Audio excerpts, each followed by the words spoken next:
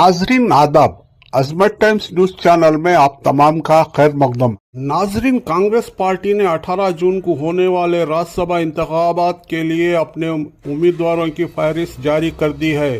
Party ने मुख्तलिफ रियासतों से 7 उम्मीदवारों के नामों का ऐलान किया है, जिनमें कर्नाटका से कांग्रेस सदर मल्लिकार्जुन खड़गे भी शामिल हैं। कांग्रेस ने एआईसी के केरला और लक्षद्वीप के सेक्रेटरी मंसूर अली खान को भी उम्मीदवार बनाया है। मंसूर अली खान 2024 के लोकसभा इंतखाबात में बेंगलुरु सेंट्रल इलाके से मुकाबला लड़ा था। राज्यसभा इंतखाबात के लिए नामजदगी दाखिल करने की आखिरी तारीख 8 जून है, जबकि पोलिंग 18 जून को होगी।